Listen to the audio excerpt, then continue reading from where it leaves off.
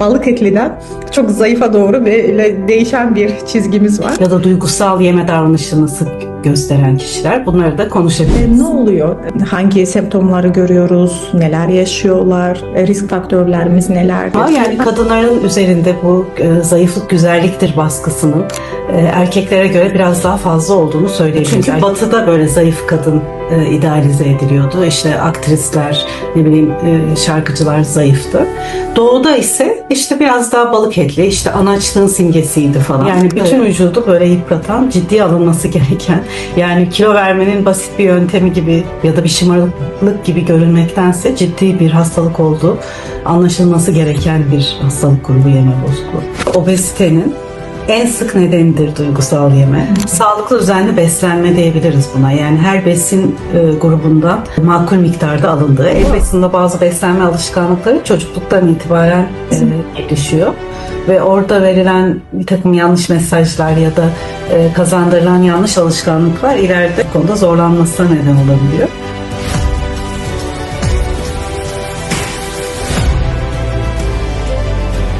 Azerbaycan'da biraz da özellikle güzellik algısı, kadınların üzerindeki o medya baskısı vesaire üzerinde böyle balık etliden çok zayıfa doğru böyle değişen bir çizgimiz var. Bunları biraz sizinle bugün konuşmak istiyorum. Hem biraz tanımlarımıza biraz bakarız ama genel böyle bir yeme bozuklukları ve işte davranışlarına bakmak umuduyla diyorum ve selamlıyorum sizi programımıza tekrardan. Evet, teşekkürler. Özledim doğrusu. Geçen programımızdan sonra tekrar beni misafir ettiğin için teşekkür ederim. Gene önemli bir konuyu ele alıyorsun. Yeme bozuklukları. Ama ümit ederim ki bu programda yeme bozukluğu dışında genelde toplumda sık görülen yeme problemlerinden de bahsederiz diye düşünüyorum. Süper hocam. Bağımlılık yapıyorsunuz. Evet, diyerek başlıyorum hocam. Yeme bozuklukları nedir? Yani neler, hangi tabloları görüyoruz? Klinik tabloda ve genel itibariyle toplumda diye sorarak başlamak istiyorum. Aslında yeme bozukluğu bizim tanı sınıflandırma kitapçamızda bir hastalık grubu olarak geçiyor. Yeme davranışında belirgin problemlerle seyreden hastalıklara yeme bozuklukları diyoruz. Bunlar içerisinde en sık gördüğümüz anoreksiya nervoza, bulimia nervoza ve tıkınırcasına yeme bozukluğu. Biraz onlardan konuşabiliriz seninle. Ama bu kapsamın dışında da bu hastalıkların tanı kriterlerini karşılamayan ama yeme davranışı ile ilgili belirgin problem yaşayan insanlar da var. Ki bu özellikle kadınlar oluyor. Belki onun nedenini de konuşuruz seninle. Dolayısıyla bunlar da hani başka türlü adlandırılamayan yeme bozukluğu grubuna rahatlıkla alabileceğimiz kişiler. Böyle yo-yo diyetçileri, sık diyet yapan insanlar ya da duygusal yeme davranışını sık gösteren kişiler. Bunları da konuşabiliriz. Hocam peki ne oluyor? Biraz ayrımını yapmaya çalışsak mı? Hangi semptomları görüyoruz? Neler yaşıyorlar? Risk faktörlerimiz nelerdir diye ben biraz size bırakayım bunları. Şimdi tanıyı nasıl koyuyoruz? Yani klinikte hangi belirtiler gözüküyor? Oradan başlayayım. Anoreksiyadan başlayalım istersen. Olur hocam. Anoreksiyada bir kere kişinin çok zayıflamaya yönelik çok belirgin bir isteği vardır. Bu nedenle de kaloriyi ciddi anlamda kısıtlar. Yani bir rakam söylemem gerekirse böyle 1000 kilokalori bölü günün altına düşer aldığı kalori miktarı. Aynı zamanda bazı besinleri de dışlar beslenmesinden. Özellikle kilo yapacağını düşündüğü karbonhidratlı ya da yağlı besinleri dışlayarak daha protein ağırlıklı ya da sebze meyve ağırlıklı bir beslenme programı uygular. Amacı zayıflamaktır. Ve bunu böyle bir kilo alma fobisi gibi düşünebilirsin. Yani kilo almaktan çok korkar anoreksiya hastaları. Bunun için de tabii kaloriyi ciddi anlamda kısıtladıkları için kendi yaşları ve cinsiyetleri için beklenen beden ağırlığının çok daha altında e, yer alırlar. Çok ciddi kilolara düşebilirler. Yani 30'lu kilolara düşebilirler. Hatta 20'li kilolara da düşebiliyorlar maalesef. Ve öyle olduğu halde yani çok zayıf oldukları halde kendilerini hiçbir zaman yeterince zayıf hissetmezler. Buna da beden algısı bozukluğu diyoruz. Yani böyle neredeyse bir yarı iskelet gibi görünmesine rağmen hala işte kalçaların büyük ya da göbeğin biraz şiş gibi hissedebilirler. Bu yüzden de kronik bir şekilde diyet yapmaya devam ederler. Anoreksiyanın Sadece %15 anoreksiya hastaların %15 bu kronik diyete devam eder. Bunlar kısıtlayıcı alt anoreksiya dediğimiz grup. Ama %85 kadarı bulimiyaya evrilir. Bulimia nedir? Böyle çok kısa zamanda çok yüksek miktarda yiyeceği, yüksek kalori yiyeceği, böyle hızlı hızlı tükettiği tıkınma atakları olur bulimiyada. Daha sonra da bu tıkınma ataklarını yarattığı suçluluk, pişmanlık duygusuyla bunu telafi edecek bir takım davranışlar gösterir bulimik hastalar. En fazla kullanılan kusma, Hı hı. yani kendi kendini kusturabilirler. Ama onun dışında işte çiğnediğini tükürme, bazı bağırsak hızlandırıcı ya da idrar sökücü ilaçların aşırı kullanımı, metabolizma hızlandırıcı ilaçların aşırı kullanımı ve aşırı egzersiz de telafi edici davranışlar arasındadır bulimiyada. Şu an Ee, yeni yeni çok özür diliyorum hocam. evet. Şeyler duymaya başladım. Bu zayıflama iğneleriyle artık bunları yapmaya başlayan, kilo problemi olmasa da bunlara yönelen insanların olduğunu duymaya başladım. Evet, yani onların da endikasyon dışı veya aşırı kullanımı bu telafi edici davranışlara girer tabii ki. Bir de bulimiyanın önemli bir özelliği vardır kumru. Benlik saygısı tamamen kiloya endekslidir. Yani sadece istediği kiloda olursa kendi özgüven, özdeğer, öz saygısına kavuşur. Öbür türlü işte kendinden hoşlanmaz, görünüşünden hoşlanmaz, kimseyle görüşmek istemez. Hatta evden çıkmak istemez, işine gitmez ya da okuluna gitmez vesaire. Bir de tıkınırcasına yeme bozukluğu var. Onda ise sadece tıkınma atakları var. Yani telafi edici davranış yok. Tıkınma atağı demin de hızlıca söyledim ama tekrar üzerinden geçecek olursam neye tıkınma atağı diyoruz?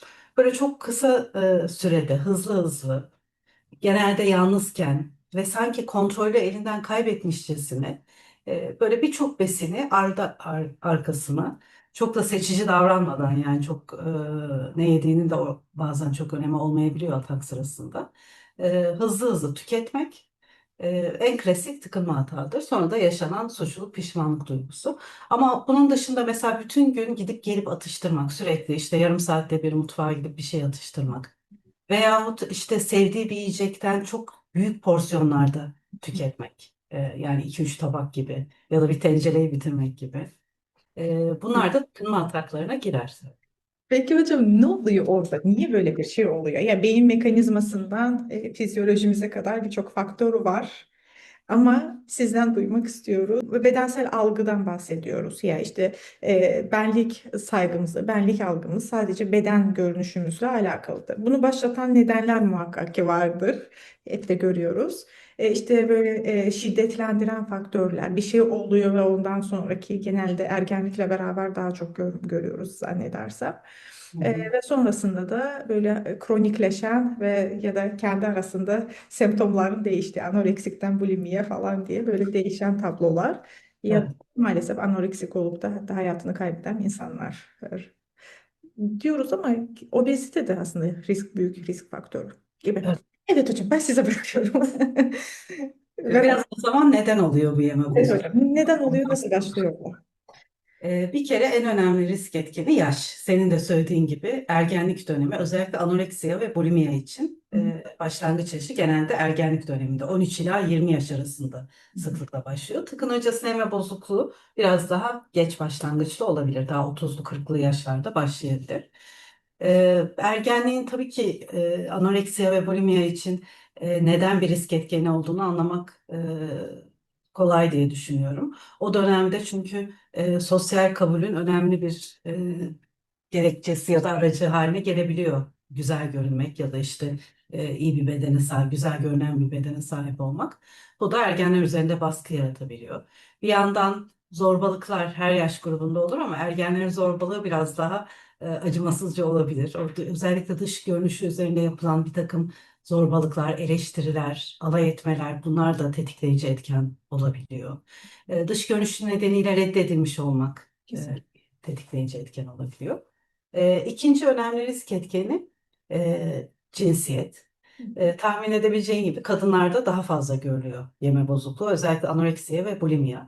Tıkınırcasına yeme bozukluğu için rakam neredeyse eşit kadın ve erkekte. Ama yani kadınların üzerinde bu zayıflık güzelliktir baskısının erkeklere göre biraz daha fazla olduğunu söyleyebiliriz. Erkeklerde daha fit görünmekle ilgili belki bir baskı var. Ama kadınlarda bu zayıflık güzelliktir baskısı var. Bu böyle 80'li yıllardan başlayan, işte bu Twiggy'lerle, Kate Moss'larla falan başlayan bir algı. Aslında tamamen bir takım sektörlerin para kazanmak amacıyla geliştirdikleri bir algı bu aslında. Çünkü aynı zamanda sanayi devrimine de denk geliyor bu dönem. Bir anda böyle raflarda yiyecek sayısı işte ve yiyeceklerin kalorileri artıyor. Ama bir yandan da zayıflık eşittir güzelliktir diye bir algı oluşturulmaya başlanıyor.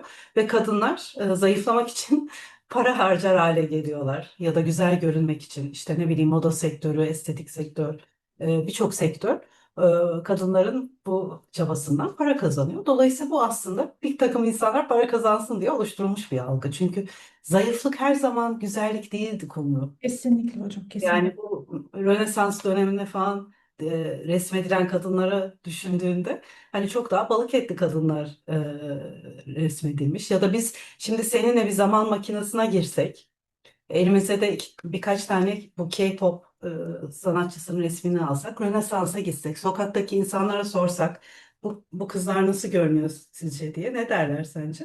Hemen hasta gibi görünüyorlar Evet. derler. Yani bu hep yoktu. Zayıflık eşittir güzelliktir. 80'li yıllardaydı ben para kazanmak amaçlı geliştirilen bir algı.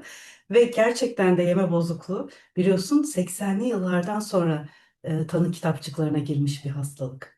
Yani bu bir tesadüf olamaz. Bu kadınlar zayıflasınlar diye diyet yapmaları, o sıkı diyetler yeme bozukluğunun gelişmesindeki en önemli risk etkenidir. Sıkı diyet yapıyor olmak. Onun dışında birçok risk etkeni var. İşte aile yapısı biraz incelenmiş yeme bozukluğunda. Özellikle anoreksiya için böyle çok biraz intrüzif denen yani müdahaleci ve genç Ayrıca kızın o özgürlüğüne çok izin vermeyen bir aile yapısı. Bir takım meslekler risk altında. İşte görünüşün önemli olduğu, kilonun önemli olduğu mesleklerde çalışanlar, mankenler ya da ne bileyim belli spor branşlarıyla ilgilenenler veya balerinler gibi veya yeme sektöründe çalışan kişiler gibi. Temel risk etkenleri bunlar ama bunlar içerisinde demin de söylediğim gibi bence üzerinde biraz durmamızı önereceğim kısım diyet. Yani diyetler yeme bozukluğunun en önemli risk etkenidir diyet yapıyor olmak. bunlarla başlamıyor mu her şey? Evet. Ya 100 mesela 1,85 boyunda ya da hadi 1,90'lı boylarda mesela bir kadının böyle 35-40'lı kilolarda olması. Zaten beden kitle endeksine baktığımız zaman şimdi hastalık boyutu dediğimiz bir boyut ve ama baktığımızda mankenler neredeyse. Şimdi bir dönem mankenlerin beden şeyi 90-60-90'lar iken geçen şeye bakıyorum şu an popüler ölçülerin onun bile altına düştü.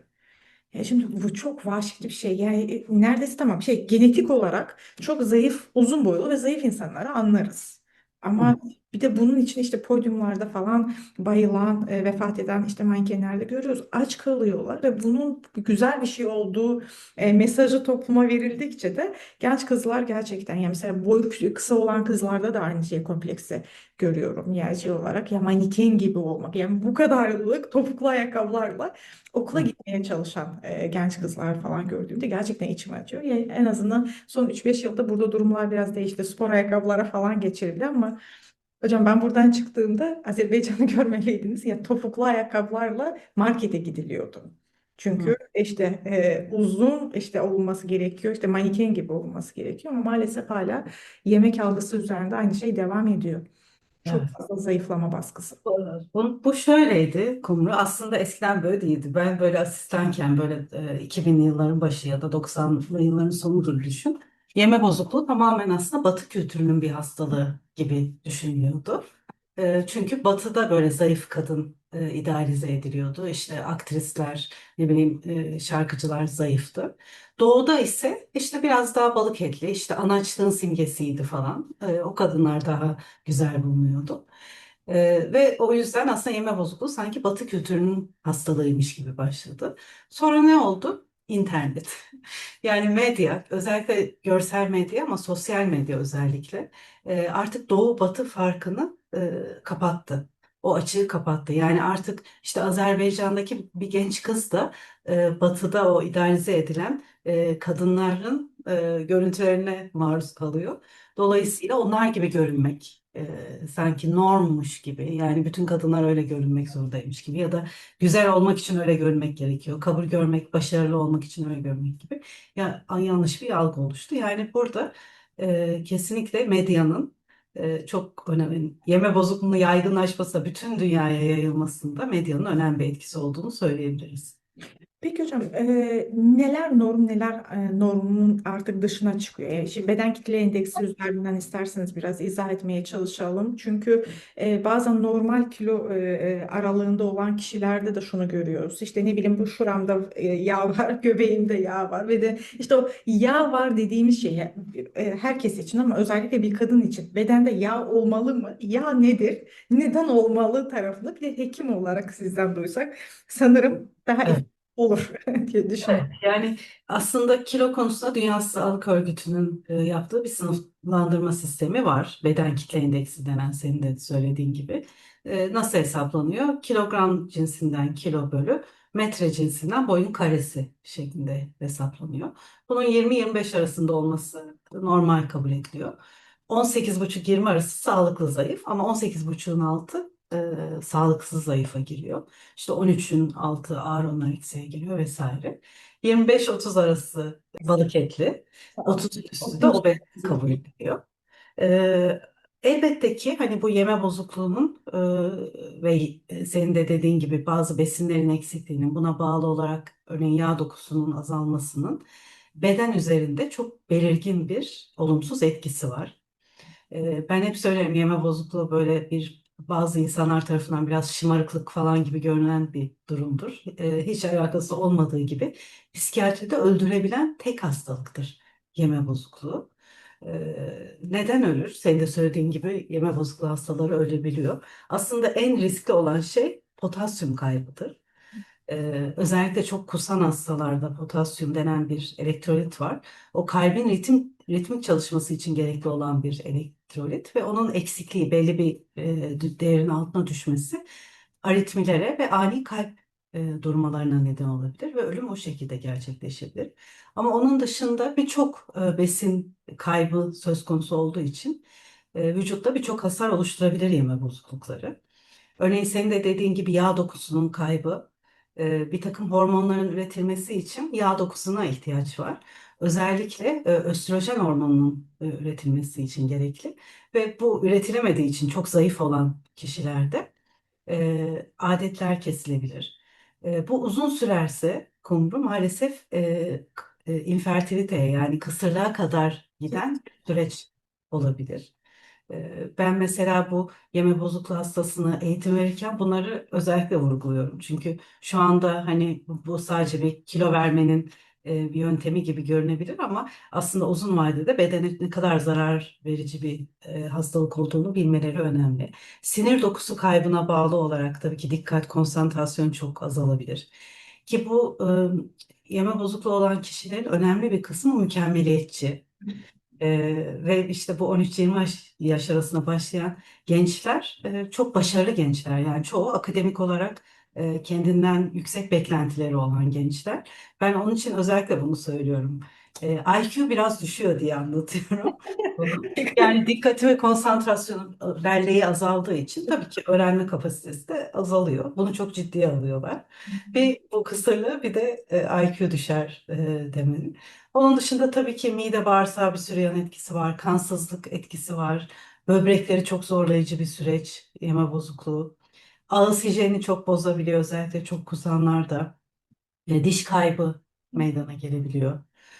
Yani bütün vücudu böyle yıpratan, ciddiye alınması gereken, yani kilo vermenin basit bir yöntemi gibi ya da bir şımarıklık gibi görünmektense ciddi bir hastalık olduğu anlaşılması gereken bir hastalık grubu yeme bozukluğu.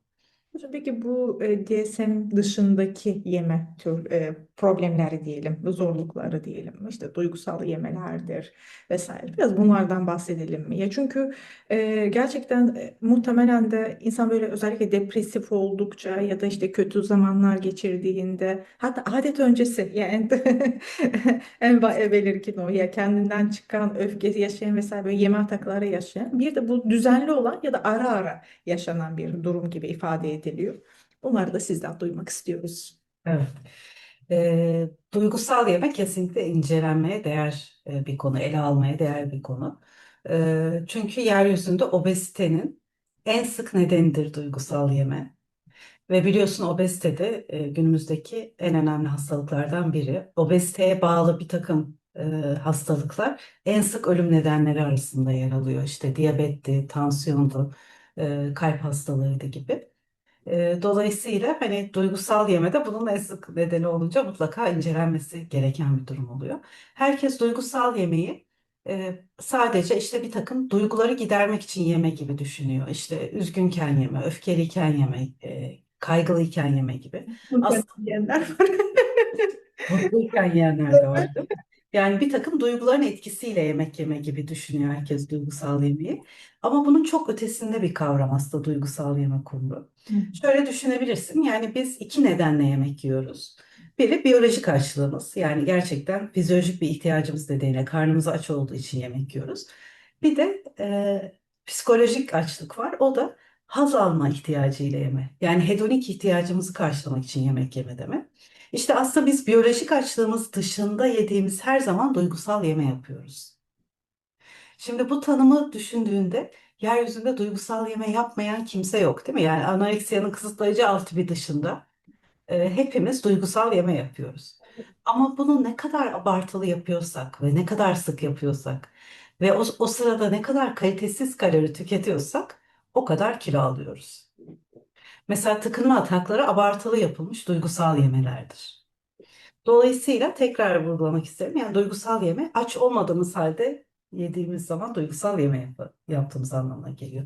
Yani böyle baktığında atıyorum bir arkadaşınla buluştun, aç değilsin, kahve ısmarladınız. Yanına bir de tatlı söylediniz. Bu da duygusal yeme. Ya da işte ne bileyim annenin o çok sevdiğin sarmalarından 10 tane yedim o da duygusal yeme. Yani dolayısıyla bir kere onu söylemek lazım yani hepimiz yapıyoruz ama ne kadar kalitesiz kaloriyle ve çok sık yapıyorsak kilo alıyoruz. Peki hocam ne yapmamız gerekiyor? Böyle sağlıklı, doğru beslenmek için. Çünkü maalesef işte diyet dediğimiz bir şey. Yani ben normal diyet sağlıklı yeme aslında aklımıza gelmesi gereken bir şeyken çok kısıtlayıcı. Ya bir de bunu maalesef diyetisyenler falan da çok teşvik ediyorlar. Yani hekimler de teşvik ediyorlar diyeceğim aynı zamanda. Hı hı. Ve günün sonunda ben diyetle kilo veren görmedim diyeceğim ama abartmış mı olurum bilmiyorum. Diyet yaparak Çok haklısın. zayıflamak. Şöyle diyet yaparak kilo verilir ama geri alınır. Hem de daha fazlası geri alınır. Şimdi Aynen. önce diyetin ne olduğunu söyleyelim bence. Yani diyetin tanımını iyi yapalım. Çünkü demin de söylediğim gibi hem yeme bozukluklarının gelişmesinde önemli bir risk etkeni diyet yapmak. Hem de kişinin böyle yo-yo diyetçisi, kısır döngüye girmesinde. Ben onu biraz anlatabilirim. Yani hep neyle başlıyor? Kilo ve görünümle ilgili kaygılar. Kilo vermek amacıyla böyle sıkı diyetler yapmaya başlıyor kişi. Diyetler onu aç bırakıyor. Ve açlık en önemli tetikleyici iştah artışı yarattığı için. Sonra fazla tüketim yapıyor ya da duygusal yeme veya tıkınma hata. Ve ne oluyor? Suçluluk, pişmanlık, geri başa dönüş. Pazartesi diyetçileri de dedim ben bunlara. Yani pazartesi günü karar verip işte salı, çarşamba, perşembe aç gezip cuma artık açlıktan gözü dönmüş. Hafta sonunda çok fazla tüketim yaparak haftayı kilo alarak kapayan insanlar. Veya işte sıkı diyet verip 10 kilo verip ondan sonra bunu 15 kilo olarak geri alanlar. Kesinlikle. E, Nedir diyet? Eğer bir beslenme programı şu iki kriterden birini karşılıyorsa diyettir ve atın çöpe gitsin. Birincisi kaloriyi ciddi anlamda kısıtlıyorsa. Rakam söylemem gerekirse mesela 1500'ün altına düşen beslenme programları diyettir. Kalori ciddi kısıtlanıyor demek çünkü. Tabii ki. İkincisi de bir besin grubunu kısmen veya tamamen beslenmenin dışına çıkarıyorsa. Yani işte yağdan, yağsız beslenme ya da işte karbonhidratsız beslenme gibi. Bu iki tanımı düşündüğünde birçok popüler beslenme programı çöpe gitti değil mi? Kesinlikle. Git. Ketojenik diyet gitti. İşte ne bileyim Karatay gitti. Değil mi? Dukan falan zaten onları söylemiyorum. İsveç diyetleri falan. Dolayısıyla yani bu iki kriteri karşılıyorsa bu bir diyettir ve sürdürülebilir değildir. Kalıcı bir şekilde kilo vermeye de yardımcı olmaz. Yani belki gelinliğe girmek için bir süre yapılabilecek bir şey ya da işte bir elbiseye gibi ama ondan sonra da rebound etkiyle alır. Ondan sonra da diyorlar ki niye işte kızlar evlendikten sonra kilo alıyor? Bu sebepten olabilir. Evet, doğru, haklısın. Niye kilo alır insan diyetten sonra onu da söyleyeyim. Bir kere demin söylediğim gibi o açlık en önemli iştah açıcıdır ve fazla tüketim tetikler bir. İkincisi bizim bedenimiz çok akıllı. Ne yapıyor biliyor musun? Diyete girdiğinde diyor ki ya kumru kıtlık olan bir yere gitti. Ben kıtlık moduma geçeyim diyor ve metabolizmasını yavaşlatıyor. Geleni depolama eğiliminde bulunuyor. Ve bunu hemen düzeltmiyor. Yani sen diyet sonrasında normal beslenmeye bile geçsen vücudun diyor ki ya bir süre daha kıtlık modunda çalışalım arkadaşlar. Depolayalım. Gene gidebilir çünkü kumru kıtlığın olduğu yere diye. Ve Kesinlikle. dolayısıyla o bazal metabolizmayı hızlıca arttırmıyor. Biraz daha o kıtlık modunda çalışıyor. O yüzden diyetten sonra hızlı bir kilo alımı olabiliyor. Bir de her diyet kilo vermeyi biraz daha zorlaştırıyor. Set point diye bir kavram var. Vücudun kendini iyi hissettiği kilo. Mesela eskiden işte atıyorum diyet yaptığında 65 kiloya rahatlıkla düşerken şimdi düşemiyorsun belki mesela. İşte çünkü set point yaşla birlikte biraz artıyor hep. Sen her diyet yaptığında set point'ini de yükseltiyorsun. Yani bir sonraki sefer kilo vermeni daha da zorlaştırıyorsun. O nedenle kronik yoyo diyetçileri bir yaştan itibaren çok zor kilo verir hale geliyorlar. Bu kaloriyi daha çok kısıtlamalarına neden oluyor vesaire. Bir kısır döngü maalesef ortaya çıkıyor. Peki hocam ne yapmamız gerekiyor? Şimdi diyete girdik, diyet yaptık, kilo verdik, kilo aldık. Sonrasında da karar verdik yok bu böyle olmayacak. Bizim bir ruh sağlığı hizmetinden yararlanmamız gerekiyor. Sanırım ben de işte duygusal yeme, kilom var ve kilo vermem gerekiyor diyelim. İşte anoreksik olanlara zaten başka gelmezler ama zorla getirilmedikleri sürede. Peki burada hocam nasıl bir yol izliyorsunuz? Ne yapılması gerekiyor sorarak başlamak istiyorum. Ee, Bir kere tabii ki hani nasıl besleneceğine biz karar veremiyoruz ruh sağlığı çalışanı olarak. Hı hı. Ama ben şey diyorum bu iki kriteri karşılamayan bir beslenme programı. Hı Sağlıklı düzenli beslenme diyebiliriz buna. Yani her besin grubundan makul miktarda alındığı elbette bir çerçeve çizilecek kalori anlamında. Atıyorum 1500-1800 arasında bir kalori ama bütün besin grupları olsun onun içinde diye tembihliyorum. Mesela aralıklı oruç çok popüler olduğu hı. için söyleyeceğim. Aslında bu iki kriteri karşılamayan bir beslenme programı. Dolayısıyla aslında uygulanabilir bir şey. Fakat tıkınma atakları olan kişilerde uzun süreli açlık tetikleyebiliyor. Ona da dikkat etmek gerekir. Kendine sağlıklı düzenli beslenme programı seç. Bir. İki, fiziksel aktivite. Yani mutlaka gün içinde böyle bu egzersiz olmak zorunda değil o da. Egzersiz de diyet kafası gibi bir şey çünkü. Yani egzersiz deyince insanların aklına işte spor salonuna gidilip yapılan 3 saatlik kardiyolar falan geliyor. Hayır, o değil. Fiziksel aktivite yani gün içinde adım sayını arttırmak bile bu kavramın içine girer. Ama fiziksel aktiviteyi yapmadan da sağlıklı ve kalıcı bir şekilde kilo vermek çok mümkün değil. Özellikle belli yaştan sonra mutlaka fiziksel aktiviteyi katmak gerekiyor. Üçüncüsü de bilişsel davranışçı terapi. Bizim uyguladığımız psikoterapi türü de bu. Hem yeme bozuklukları için hem de obezite için yani kilo vermek için de kullanılıyor bilişsel davranışçı terapi. Belki orada ne öğretiyoruz insanlara onu kısaca söyleyebilirim. Bir kere uyaran kontrolü dediğimiz bir tekniği uyguluyoruz. Yani çevrede kişinin fazla tüketimini destekleyecek çevresel şartları ortadan kaldırmasını istiyoruz. Mesela evde abur cubur bulundurmaması gibi ya da alışverişe liste yaparak gitmesi gibi. İkincisi farkına vararak yemeği öğretiyoruz. Bu mindful eating dediğimiz yani yavaş, odaklanarak ve sezgisel yemeden bahsediyoruz. Sezgisel yeme aslında açlık ve tokluk duyularını iyi tanıyarak yeme demek. Yani bedenden gelen sinyallere dikkat ederek yemek yeme demek. Çok aç olmamak, çok tok da olmamak. Yani 0 çok aç, 10 tıka basa dolu olsa 2 ile 8 arasında bir yerde olmak diye öğretiyoruz. Aslında midemizin 1/3'ü dolunca doyuyoruz kumru. 8 de ona denk geliyor. Evet gözümüz doymuyor. Ama ondan sonra aldığımız yiyeceklerden tat da almıyoruz. Çünkü tat duyusu da azalıyor ondan sonra. Sadece fazla kalori almış oluyoruz 8'in üzerine çıktığımızda. Üçüncüsü duygusal yemeği durdurmayı çalışıyoruz. Orada da şeyi ayırt etmesi, biyolojik açlıkla psikolojik açlığı nasıl ayırt edebileceğini öğretiyoruz onlara. Psikolojik açlık olduğuna karar verdiğinde de kendine böyle hatırlatacağı, neden yememesi gerektiğine dair böyle bir takım cümleler bulmasını istiyoruz. İşte aktiviteler bulmasını istiyoruz. Yani orada o psikolojik ya da duygusal yemeği yapmak yerine yapabileceği bir aktivite listesi hazırlamasını istiyoruz. Düşünce yönetimini öğretiyoruz bilişsel kısmında. Yani onu sabote eden, yeme davranışını sabote eden düşünceleriyle ona yardımcı olabilecek düşüncelerine dair bir takım çalışmalar yapıyoruz. Sabote düşüncelere alternatif düşünce geliştirme gibi. Bir de beden algısıyla ilgili çalışıyoruz. Çünkü demin de bahsettiğimiz gibi aslında bütün hikaye o kadınlara zayıflık eşittir güzelliktir baskısıyla başlıyor. Dolayısıyla birçok kişinin olumsuz bir beden algısı da oluyor. Yani sanki sadece belli bir kiloya inerse güzel görüneceğine dair bir algı oluşuyor. O algıyla çalışıyoruz. Bu algı nasıl gelişti, ne gibi etkileri var diye. Bir de bedenle daha farklı bir ilişki nasıl kurulur? Yani dış görünüş dışında onun ne kadar özel ve önemli bir varlık olduğunu idrak ederek ve hani ona özenli davranarak onu iyi beslemek üzerine, ama sadece beslemek de değil, hareketine de dikkat etmek, işte onu zorlayacak bir takım yaşam alışkanlıklarından vazgeçmek üzerine.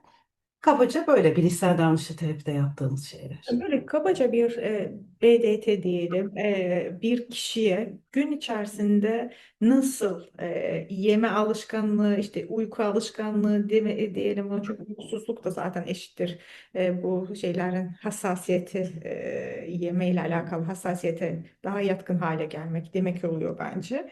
Ve sonrasında işte hareketidir vesaire. Şimdi bunlar hepsi bir paket halinde olacağını düşünürsek.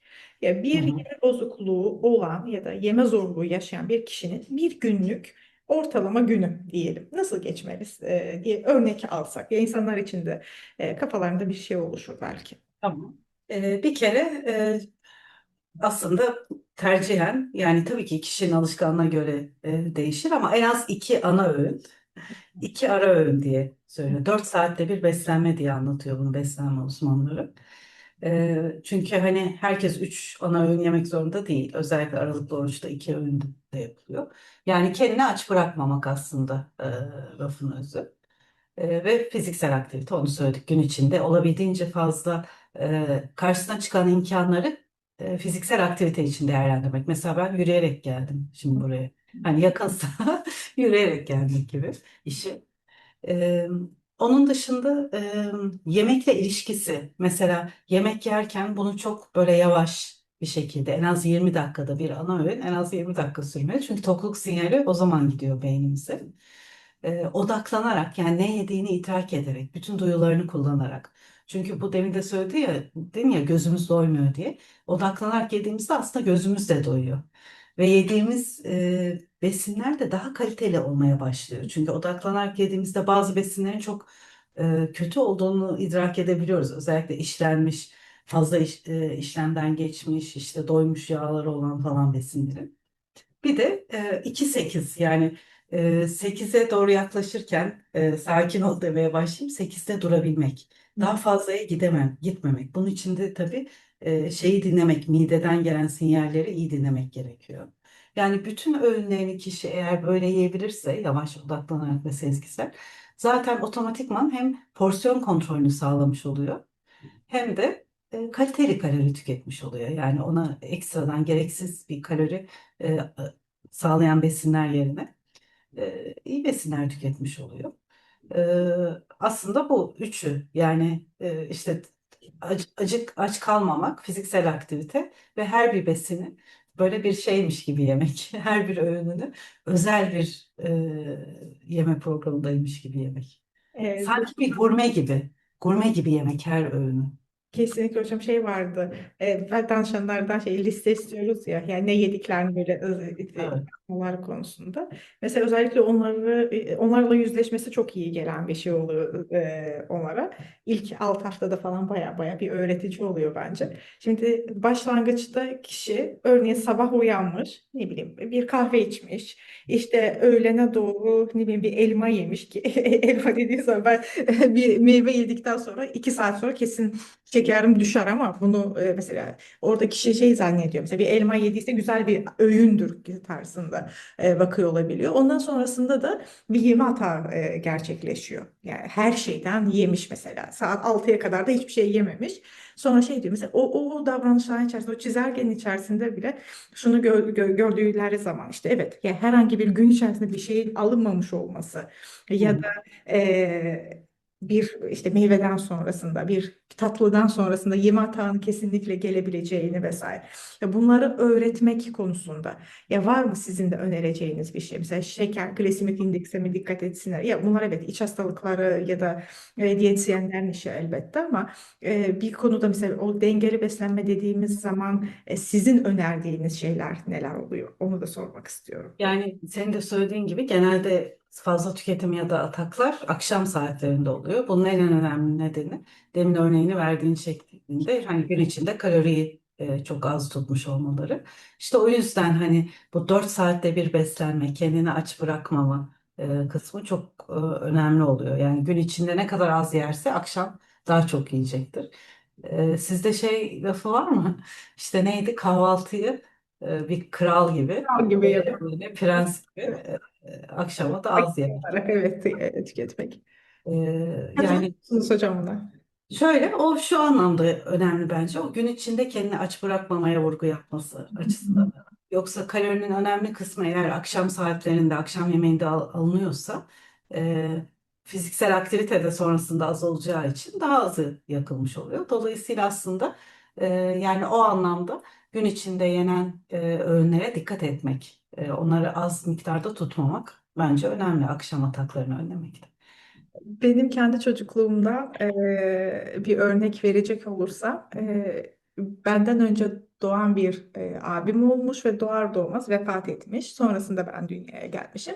Annemin hep böyle şey algısı beslemek üzerine olmuş olmalı gerek ki sağlıklı çocuk, kilo alan çocuk ve yemek yiyen çocuktur şeklinde bakılmış. Çocukluğumuz boyunca ben ve kardeşim o her zaman normal kilosunda olmuş aslında ama hep zayıf diye algılanmış. Ben normal kilomun üzerinde olmuşum ama ben sağlıklı çocuk olarak algılanmışım. Ve bu tabii ki yeme düzenimize ve beslenmemize de her zaman etki etmiş ve çok fazla yedirtilmişim diye biliyorum. Ve günün sonunda ergenliğe geldiğimde kilolarımdan memnun değilim tabii ki ve burada da annem de yemek yemek üzerinde duran bir kişilik ve ne kadar fazla yiyorsam o kadar sağlamam diye baktığı için. Şimdi ondan habersiz diyet süreçler başlıyor bende maalesef bilinçsiz bir şekilde. Ve günün sonunda çok ağır diyetler yapıyorum aslında. Ve evet ideal kiloya sözde geliyorum vesaire. Sonra tiroidlerimi bozuyorum tabii ki. Sonra tiroidler bozulduktan sonra tüm metabolizmam bozuluyor. İşte hala daha onların etkileriyle uğraşıyorum, duruyorum. Ve günün sonunda şunu yani baya baya işte CBT ile tanıştıktan sonra işte bu süreçlerle tanıştıktan sonrasında bir noktada şunu fark ediyorum. Şu an sizin de dediğiniz işte o set point olsun işte diyetler olsun falan olsun ya her şeyi üzerinde denemiş biri olarak ya ne kadar sağlıksız süreçlerden geçtiğimi o kadar çok görüyorum ki. Ve şu anda çok belki de 50-60 yaşına geldiğim zaman yaşayacağım, yaşamak zorunda olduğum hastalıkları işte 25'li 30'lu yaşlardan itibaren yaşamaya başlamış biriyim. İşte bu da kendi başına bir kısır döngü oluşturuyor maalesef.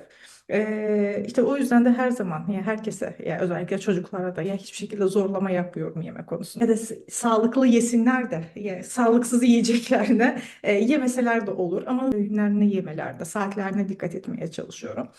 Bilmiyorum. Umarım ben de onlarda böyle farklı bir kalıcı iz bırakmam bu konuda.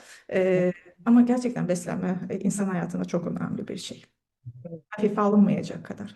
Yani ve bence hikayeni anlatman şu anlamda iyi oldu. Aslında bazı beslenme alışkanlıkları çocukluktan itibaren gelişiyor. Ve orada verilen bir takım yanlış mesajlar ya da kazandırılan yanlış alışkanlıklar ileride o erişkin olduğu zaman hani bu konuda zorlanmasına neden olabiliyor. Benim de kişisel bir öyküm var, onu anlatayım. Benim üç tane kızım var Kumru. Küçükler hala, en büyüğü 11 yaşında şu an. Bunlar bebekken ve yaşları çok yakın, yani ikizler ve ablaları. Ablaları da 1,5 yaş büyük onlardan. Yani üç küçük çocukla çalışan bir anne olarak. Amazonlar onun için yazdı. Amazon kadınlarını böyle hızla yediriyordum onlara. Yani üçüne de böyle mama sandalyesine oturtup önlerine de tableti koyup böyle ağızlarına tıkıyordum tabiri caizse. Neden? Bir an önce yiyecekler, ben de işe gideceğim diye. Bir anda böyle uyandım, aslında ne yapıyorsun diye. Yani sen insanlara farkına vararak yemeği anlatıyorsun. Yavaş, odaklanarak, sezgisel diye. Halbuki bu çocuklar yapabileceğin çok büyük bir kötülük bu. Önlerine tablet koyarak izletmek. Sonra kaldırdık onu. Şimdi çok şükür bütün yemekleri gerçekten böyle bir şölenmiş gibi yemeye gayret ediyorum. Sağlıklı yeme alışkanlıkları kazandırmayı. Ama tabii her çocuk da birbirinden farklı olabiliyor yeme davranışı açısından. Kesinlikle. Az önce dediğiniz gibi işte insanın bedenini tanıması o kadar çok önemli bir şey ki hocam. Yani şimdi hiç bunların farkında olmadan sadece işte zevk almak için yemekle ya işte sağlıklı beslenmek dediğimiz zaman bunu hayat tarzına dönüştürmek bence çok önemli. O yüzden herkesin bunu yaşaması o kadar önemsediğim bir şey. Kendim için şöyle yaptım. 2 saatten erken değil, 4 saatten geç değil. Danışanlara da hep öyle diyorum. Ya benim için 5 öğün yemek küçük küçük porsiyonlarla işte 3 ana 2 ya da 3 ara geç uyuyacaksam ara öğünlerimi biraz da gece doğru şey yapıyorum. Daha sağlıklı hissediyorum kendimi. Bu bana şeyi de vurgulamam gerektiğini hatırlattı. Yani bu süreçte ben genelde zaten bir dahiliye uzmanıyla birlikte yürütmek istiyorum. Gerek yeme bozukluğunu, anoreksiya, bulimiyayı, gerekse de bu obezite. Zaten obeziteyle ilgili Ekim'de bir şeyimiz de olacak. Ne diyelim? Konferansımız olacak, yani multidisipliner yaklaşım diye. Yani mesela ekibimde bir dahiliye uzmanı olması, işte bir beslenme uzmanının olması. Ben onlara diyetisyen demiyorum. Diyetisyen diyet kafalı Ay, diyetisyen ay. oluyor çünkü. Ama bazıları da beslenme uzmanı hakikaten yani. Kişiye özel, sağlıklı düzenli beslenme kuralları. Mesela senin işte bu meyve yedikten sonra hipoglisemik adaklarına özel bir beslenme programı hazırlaması gerekir beslenme uzmanı. Yani bu iş gerçekten yeme bozukluğu tedavisi ve obezite tedavisi bir ekip işi, yani multidisipliner yaklaşım gerektiren bir iş. Peki hocam bir son olarak da o şu an için gündemde olan iğnelerin evet belki bir iş hastalıklarına ya da farklı branşlara sorulması gerekiyor ama sizin de fikrinizi almak önemli. Mesela psikiyatristler olarak siz nerede duruyorsunuz bu iğnelerle ilişkili diye sorayım. Şöyle, yani tabii ki endikasyonu varsa, yani endikasyon dışı kullanım, demin de söylediğim gibi telafi edici davranış neredeyse giren bir kullanım. Tabii ki ben mutlaka bir endokrinciye yönlendiriyorum. Hı hı. Ama bazı hastalarım için bunu bir seçenek olarak sunuyorum kumru. Yani bak, böyle iğneler de çıktı. Bunları eğer bir endokrinci de uygun görürse, çünkü bazı işte tiroid de problem varsa ya da pankreasta problem varsa kullanılamayan iğneler onlar. Dolayısıyla mutlaka bir endokrinci gözetiminde. Ben başlamıyorum, yani yönlendiriyorum. Ama kimlere öneriyorum daha çok? Mesela şey konusunda, bu özellikle tıkınma atakları konusunda bir yol kat etmekte zorlanmış olan hastalar varsa, işte obez ve hani kilo vermesi için aslında uzun bir yolculuk yapması gerekiyor ve bir türlü şeyi kıramıyor, mesela o set point'i kıramıyor, öyle hastalarda. Bir de o ne diyelim, ajanlar ilginç. Yani daha başka kullanım alanları da çıkacak onların. Mesela diğer davranışsal bağımlılıklarda da etkili bulunmaya başlandı. Bütün o cravinglere, aşermelere iyi gelen bir tarafları olduğu keşfedilmeye başlandı falan. Yani bu önemli bir keşif bence. Mesela bu iğneleri kullanan hastalarda alkol tüketimi de azalabiliyor. Ya da diğer davranışsal bağımlılığı, atıyorum kumar bağımlılığına da iyi gelebiliyor vesaire. Ödül sistemimize de etki ediyor herhalde, değil Aynen öyle. mi? Tabii ki dikkatli olmak lazım. Yani her derde deva gibi düşünmemek lazım. Ama sonuçta hani bu iştah üzerindeki etkileri dışında da bazı psikiyatrik bozukluklarda kullanılabilecekmiş gibi duruyor bu ilaçlar. Tabii ki yeterince çalışma olduktan sonra bunu daha net söyleyebileceğiz. Ama ben sıcak bakıyorum bu ilaçların yeme bozukluğunda kullanımına ve obezitede kullanımı. Sadece mutlaka ve mutlaka bir endokrinci ile beraber. Yani o kafaya göre kullanılacak ilaçlar değil bunlar çünkü. Evet hocam, yine çok keyifli bir sohbetimiz oldu bence.